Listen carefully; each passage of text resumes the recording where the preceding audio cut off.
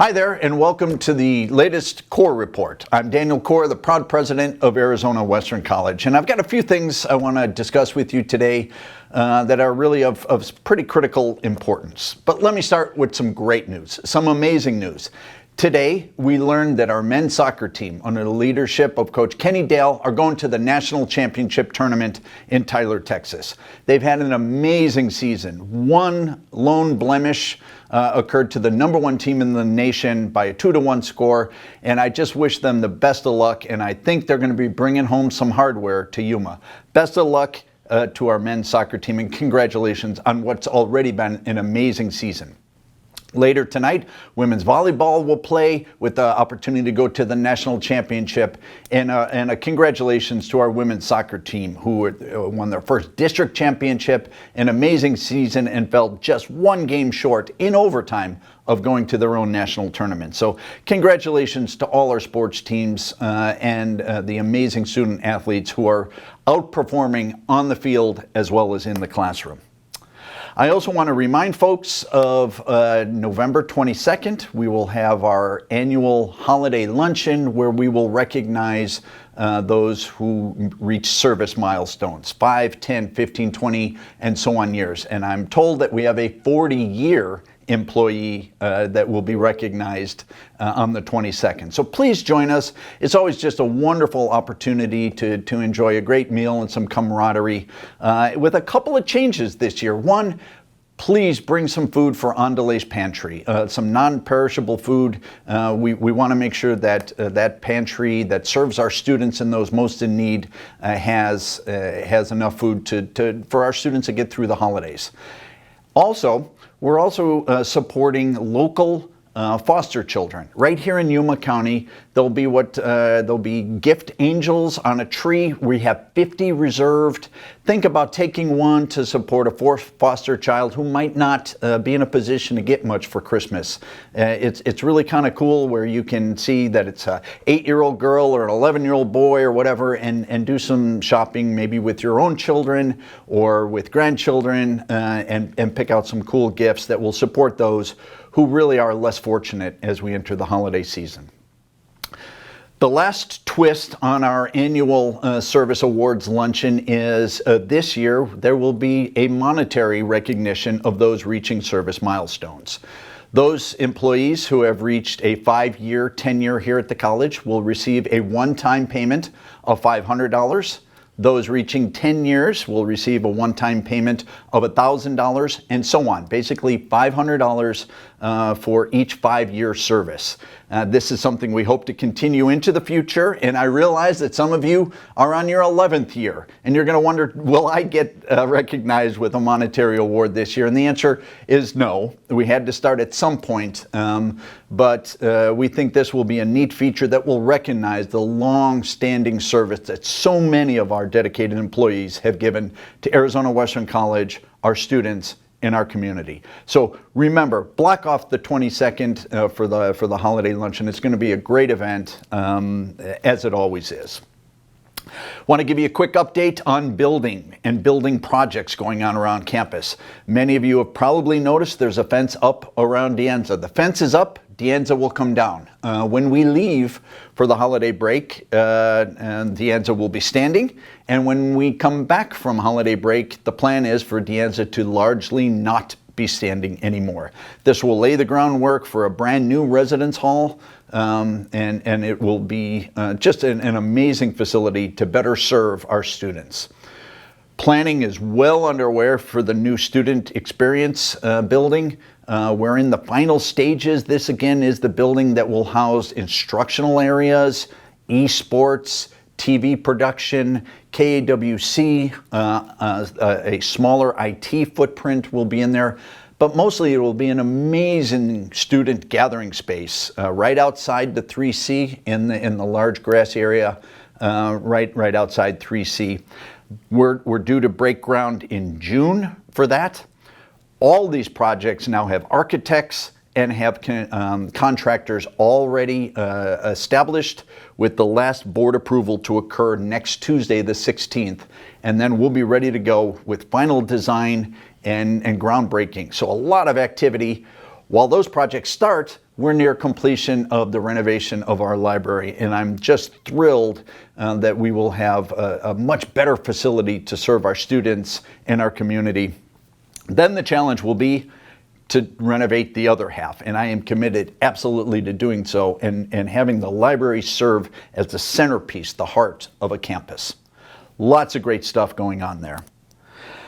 I want to talk to you about vaccines and vaccine mandates. This has been in the news a lot, and this is my opportunity to speak directly to you because we've been monitoring the situation very closely for a couple of weeks, and now we are certain, I can tell you with great assuredness, we are covered by the federal government's vaccine mandate.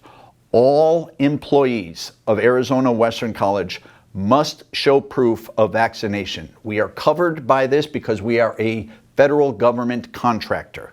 Let me explain what that means. We have contracts to serve our military bases.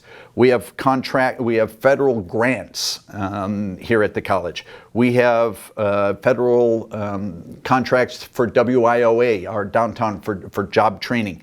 Really, our military bases, there are a number of different areas that we are covered under as a federal contractor. So in order to continue to serve our community in these capacities, we are covered by this mandate. What does that mean for you? It means that all employees, trust me when I say it means all employees, we have sought legal counsel. This means someone who teaches exclusively online, adjunct faculty, from folks who work from a distance, contractors, which would mean Sodexo and Barnes & Noble, full-time, part-time student workers. Everyone must show proof of vaccine in order to continue their employment at Arizona Western College. So logistically, what does that look like? Our deadline date, although we are told by the federal government the deadline date is December 4th, this is logistically simply not possible for us to do that. So the deadline date we are putting into place is January 10th. That is the first day of classes for all employees to be able to show proof of vaccine. Look for some additional communication coming very shortly, but I wanted to get this out so everyone had time to plan.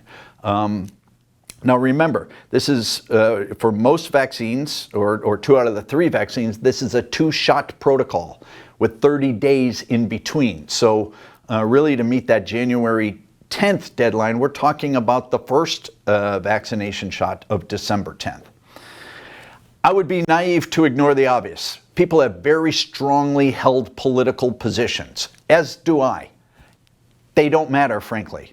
This is a federal mandate, and we will comply with federal law. Whether I like it or not is irrelevant. Frankly, your deeply held political views are yours, but do not exempt you from this the federal mandate. Now, there are exemptions, 2 of them. One is a medical exemption, meaning if your doctor says it is not safe for you to be vaccinated, not appropriate for you to be vaccinated, a doctor's note or an ADA accommodation is available, and you can take advantage of that. The second exemption is a deeply held religious exemption. There will be a form that will come out of our HR office if you have what the federal government is calling deeply held religious convictions. You can fill out this form and claim that as your exemption. Obviously, this is an enormous undertaking. When you talk about part-time workers, adjunct, student workers, full-time faculty over a very large geographic region, this is going to be a challenge for us to collect and verify this information. So again, please look forward to additional information coming forward. But we've taken a cautious approach, and only now are we quite certain that we're covered under the mandate, and I want you to know just as soon as possible so that you can plan accordingly. So let's be honest, some of you might be thinking, what if I don't comply? And the federal government is quite clear. There are those 2 exemptions. A personal held political view is not one of those exemptions. And I hope we can avoid any rancor. I hope we can avoid the terrible discourse that is occurring across our nation. I don't want anyone to be placed on unpaid leave for failure to comply with this mandate. I ask that you comply with this mandate, keep yourself safe, keep our community safe, get vaccinated so that you can continue your employment here at Arizona Western College. Never in a million years did I think we'd get to this point, but we are at this point, and this is what we need to do to comply with the federal government and, frankly, to keep ourselves safe. Lots more to come. I know this probably has questions. We'll be sending out additional correspondence, maybe some FAQs to keep everyone up to date. But understand that by January 10th, proof of vaccination or one of those two exemptions must be provided for you to continue your employment at Arizona Western College. Finally, I wanted to speak directly to faculty, if I could, for a second. Yesterday, I met with Faculty Senate leadership, and then I met with Faculty Senate as a whole. And in both of those meetings, I expressed my deep disappointment and frustration with some correspondence that came out from Faculty Senate with wildly irresponsible depiction of my discussion with Faculty Senate leadership about potentially creating a lecturer position. This came about because at the beginning of this semester, we had 4 full-time faculty leave for a variety of personal reasons. They needed to leave the area.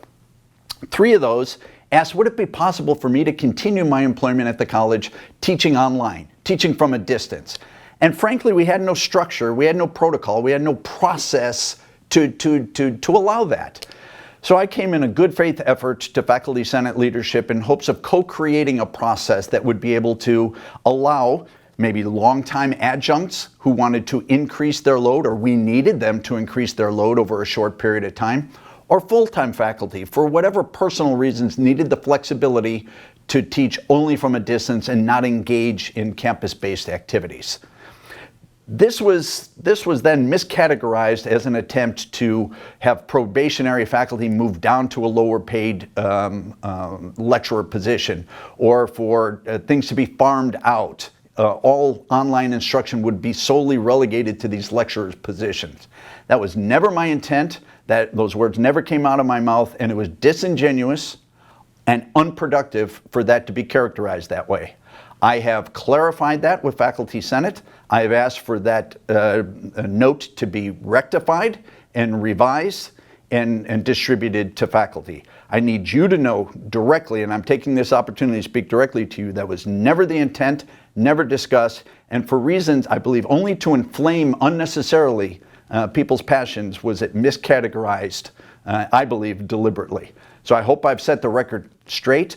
I want to set up a scenario, a very limited scenario, I believe, in which full-time faculty, for whatever personal reasons, might need some flexibility to remain employed, remain to give to this community and share their talents, but in a more flexible manner, whether it's short-term or perhaps even long-term. If you have any questions, as always, please reach out, send me an email, give me a call. And for those who are unnecessarily worried about this, because I heard from 4 or 5 of you about potentially being moved down in rank or having your pay reduced, nothing like that was ever considered, and I hope this clarifies that issue. With that said, I look forward with great optimism to our meeting next Tuesday with the District Governing Board, which will be followed by our Hall of Fame, where our very own District Governing Board member, Richard Lamb, will be one of 5 people inducted into the Arizona Western College Hall of Fame. It'll be a great event and always an opportunity to recognize former students or community members who have benefited or have contributed so much to this college and this community. As always, I appreciate your efforts on behalf of our students and our community. We're nearing the end of another wildly successful semester. Enrollment is up. That's a great thing. We're starting the budgeting process from a position of fiscal strength. And as always, I appreciate the opportunity to speak directly to you. If you have any questions, concerns, or comments, reach out to me. I'll leave you with this thought. Today, it's a great day to be a Matador. I'm humbled to be your president. Thank you very much.